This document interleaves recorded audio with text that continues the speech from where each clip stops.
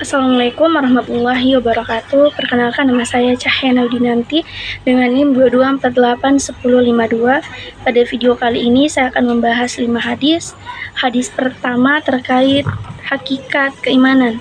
Hadis rukun Islam, iman dan ihsan. An Umar radhiyallahu anhu aidan qala bainama nahnu julusun inda Rasulullah sallallahu alaihi wasallam zatal yaumi iza tala'a alaina rajulun ridha asy-syiabi syadidu syuwabi asy-syu'ri alaihi asyru syufari wala ya'rifuhu minna ahad hatta jalasa ilan nabiyya sallallahu alaihi wasallam fa asnada rukbatayhi wa wada'a kaffayhi ala fakhizaihi wa qala ya Muhammad akhbirni alal Islam. Qala Rasulullah sallallahu alaihi wasallam Islam at-tashhadu an la ilaha illallah wa anna Muhammadar Rasulullah wa tuhajju bait ta'budullaha ka'annaka tarahu fa illam takna tarahu fa innahu yaraka. Qala akhbirni an amaratiha. Qala rabbatuha wa antara kuffata uratul alati ri'aha syai yatatawalawna fil dunyani summan talaqa falabistu maliyam summa qala ya Umar atadri manis sa'ilu qultullahi wa rasuluhu a'lamu qala fa innahu khibri yu'allimukum dinakum. Rahul Muslim. Artinya dari Umar radhiyallahu anhu pula dia berkata, pada suatu hari ketika kami sedang duduk-duduk bersama Rasulullah sallallahu alaihi wasallam, tiba-tiba datang seorang laki-laki yang berpakaian sangat putih dan rambutnya itu sangat hitam. Tidak terlihat padanya tanda-tanda bekas perjalanan dan tidak seorang pun dari kami yang mengenalnya. Kemudian dia duduk di hadapan Rasulullah dan mendekatkan lututnya, lalu meletakkan kedua tangannya di atas paha Rasulullah seraya berkata, "Wahai Muhammad, jelaskan padaku tentang Islam." Rasulullah sallallahu alaihi wasallam menjawab, "Islam itu adalah engkau bersaksi bahwa tidak ada sesembahan yang berhak disembah atau diibadahi dengan benar kecuali Allah dan Muhammad adalah utusan Allah. Kau menegakkan sholat, menunaikan zakat, puasa Ramadan, dan haji ke Baitullah Al-Haram jika engkau mampu mengadakan perjalanan ke sana." Kemudian laki-laki tersebut berkata, "Engkau benar." Maka kami pun terheran-heran. Dia yang bertanya, dia juga yang menjawab sendiri dan yang membenarkan jawabannya. Dia kembali lagi bertanya, "Jelaskan kepadaku tentang iman." Rasulullah sallallahu alaihi wasallam menjawab, "Iman itu adalah engkau beriman kepada Allah, malaikat-malaikat, kitab-kitab, nabi-nabinya, dan hari akhir, serta engkau beriman kepada hari takdir baik dan buruk." Dia berkata, "Engkau benar." Kemudian laki-laki tersebut bertanya lagi, "Jelaskan kepadaku tentang ihsan." Beliau, Rasulullah sallallahu alaihi wasallam, kembali menjawab, "Ihsan adalah engkau beribadah kepada Allah seolah-olah engkau melihatnya. Apabila engkau tidak melihatnya, maka sungguh Dia melihatmu." Dia berkata, "Beritahu kepadaku kapan terjadinya hari kiamat." Nabi sallallahu alaihi wasallam menjawab, "Tidaklah yang ditanya lebih tahu daripada yang bertanya." Ia berkata, "Jelaskan padaku tanda-tandanya." Nabi sallallahu alaihi wasallam berkata, "Jika seseorang budak wanita melahirkan tuannya, dan jika engkau mendapati pengembala kambing yang tidak beralas kaki dan tidak berpakaian saling berlomba-lomba dalam meninggalkan bangunan." Umar radhiyallahu anhu berkata, kemudian laki-laki itu pergi dan aku pun terdiam sejenak. Maka Rasulullah bertanya kepadaku, "Wahai Umar, tahukah kamu siapa orang tadi?" Aku pun menjawab, "Allah dan Rasulnya lebih tahu." Nabi sallallahu alaihi wasallam bersabda, "Dia adalah malaikat Jibril yang datang untuk mengajarkan agama ini kepada kalian." Hadis riwayat Muslim. Jadi, poin pertama adalah pengertian iman. Iman secara bahasa berasal dari kata amana yu'minu imana, yang berarti percaya, membenarkan, dan merasa aman. Sedangkan secara istilah, para ulama mendefinisikan iman sebagai pembenaran dengan hati, Poin kedua, hakikat Islam. Islam berasal dari akar kata yang berarti tunduk, patuh, dan berserah diri. Secara istilah, Islam adalah tunduk dan patuh kepada Allah Subhanahu wa Ta'ala dengan melaksanakan perintahnya, jauhi larangannya, serta menyerahkan sepenuhnya kepada kehendaknya. Poin ketiga tentang hakikat ihsan. Secara bahasa, ihsan juga berasal dari akar kata yaitu ahsana yuhsinu ihsana, berarti berbuat baik, memperindah, atau menyempurnakan. Sedangkan cara istilah, ihsan adalah beribadah kepada Allah seakan-akan engkau melihatnya, dan jika engkau tidak melihatnya, maka sungguh Dia melihatmu. Berikutnya yang kedua tentang hadis 7 dosa besar. Rasulullah Shallallahu Alaihi Wasallam bersabda, "Ijtabarus sab'a mubaqati syirku billahi wa tihru wa qatalu al-fattatin harramallah bil haqqi wa akilur raya wa akilu mali yatim tawali yauma wa qadfa muhsati al-ghafilati murami'at." Rahul Bukhari wa Muslim. Artinya, jauhilah 7 macam dosa yang bertingkat besar. Di antaranya, yang pertama ada mempersekutukan Allah, sihir, membunuh, makan harta riba, lari dari peperangan, makan harta anak yatim, dan menuduh perempuan beriman. Baik, kita bahas yang pertama tentang mempersekutukan Allah.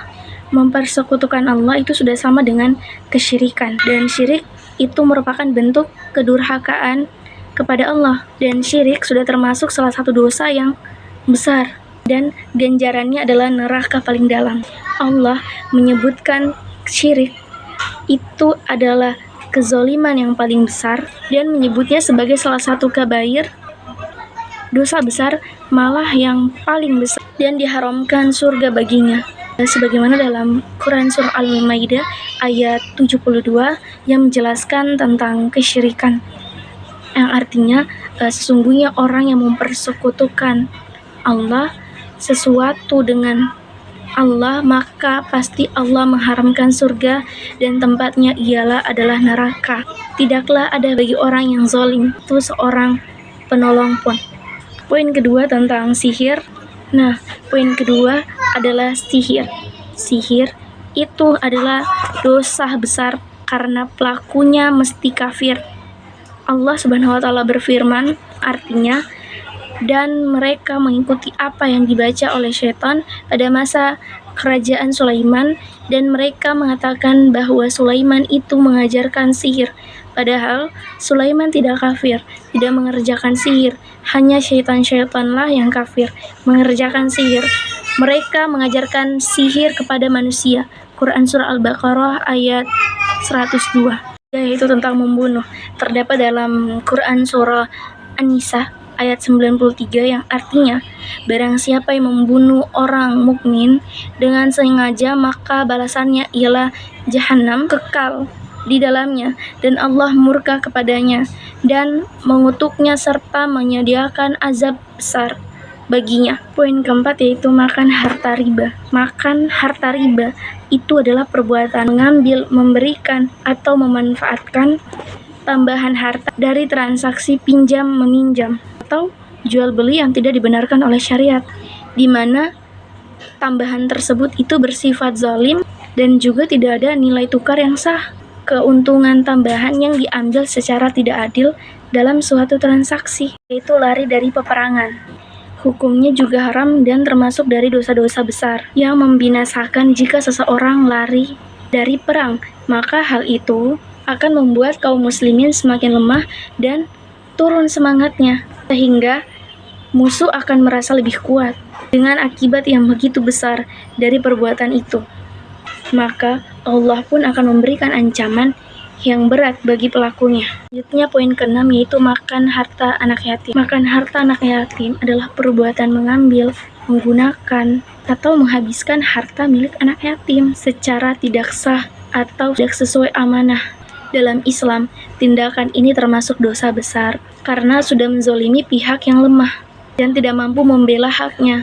Jadi singkatnya, ini adalah pemanfaatan harta anak yatim secara zalim dan juga tanpa hak. Poin terakhir yang 7, yaitu menuduh wanita yang beriman berzina. Menuduh seorang perempuan melakukan zina tanpa bukti yang sah, 4 saksi, dan dalam Islam hal ini itu disebut qazaf, termasuk dosa besar juga. Kenapa? Karena sudah merusak kehormatan serta martabat seorang muslimah tanpa dasar yang benar. Dalam Al-Quran, Allah berfirman yang artinya, dan orang-orang yang menuduh wanita-wanita terpelihara kehormatannya atau berzina, kemudian mereka tidak mendatangkan 4 orang saksi, maka darahlah mereka yang menuduh itu sebanyak 80 kali darah. Dan janganlah kamu terima kesaksian mereka untuk selama-lamanya. Mereka itulah orang-orang fasik. Quran Surah An-Nur ayat 4. Ayat ini menegaskan bahwa beratnya hukuman dan dosa bagi siapapun yang menuduh wanita muslim berzina tanpa adanya bukti. Hadis ketiga, yaitu hadis tentang realisasi iman dalam kehidupan sosial. Poin pertama yaitu cinta sesama muslim sebagian dari iman. Yang pertama ada hadis tentang mencintai saudaranya sebagaimana mencintai dirinya. La yu'minu ahadukum hatta yuhibbu li akhihi ma yuhibbu li nafsihi. Artinya tidak sempurna iman salah seorang dari kalian sampai ia mencintai saudaranya sebagaimana ia mencintai dirinya sendiri. Hadis riwayat Bukhari dan Muslim. Dan hadis kedua tentang saling mencintai karena Allah. Antum la tadkhulul jannah hatta tu'minu walan tu'minu hatta tuhabbu. Kalian tidak akan masuk surga hingga beriman, dan kalian tidak akan beriman hingga kalian saling mencintai. Hadis riwayat Muslim. Hadis ini menjelaskan bahwa saling mencintai sesama muslim itu merupakan syarat bagi kesempurnaan iman dan masuknya seseorang ke dalam surga. Hadis keempat tentang persaudaraan dalam Islam. Ada beberapa hadis sahih yang menjelaskan tentang persaudaraan atau ukhuwah dalam Islam. Yang pertama adalah larangan saling membenci dan perintah menjadi saudara. Al-muslimu akhu muslimi la yazlimuhu wa la yahkiruhu wa la yahzuluhu. Seorang muslim adalah saudara bagi muslim lainnya. Dia tidak boleh menzoliminya, tidak boleh merendahkannya, dan tidak boleh membiarkannya ketika butuh pertolongan. Hadis terakhir, hadis kelima, yaitu tentang tanggung jawab dan kepimpinan. Kullukum ra'i wa kullukum mas'ulun an ra'iyatihi. Artinya masing-masing dari kalian adalah pemimpin dan masing-masing dari kalian akan dimintai pertanggungjawaban tentang apa yang kalian pimpin. Hadis riwayat Bukhari dan Muslim. Secara bahasa, tanggung jawab itu berasal dari 2 kata, yaitu tanggung dan jawab, yang berarti kewajiban untuk memikul dan melaksanakan sesuatu serta bersedia menanggung akibat dari perbuatan tersebut. Dan dalam bahasa Arab, tanggung jawab itu disebut mas'uliyah, yang berarti keadaan seseorang yang harus memberikan jawaban atas amanah atau tugas yang telah diberikan kepadanya. Seorang pemimpin negara adalah pemimpin dan dia akan dimintai pertanggungjawaban atas rakyatnya. Dan seorang laki-laki adalah pemimpin atas keluarganya dan ia juga akan dimintai pertanggungjawaban atas mereka. Dan seorang perempuan adalah pemimpin atas rumah suaminya dan anak-anaknya, dan ia juga akan dimintai pertanggungjawaban atas mereka. Jadi ketahuilah, setiap kalian adalah pemimpin dan seorang pemimpin juga akan dimintai pertanggungjawaban. Hadis riwayat Bukhari dan Muslim. 5 hadis yang telah saya jelaskan, kurang dan lebihnya mohon dimaafkan. Assalamualaikum warahmatullahi wabarakatuh.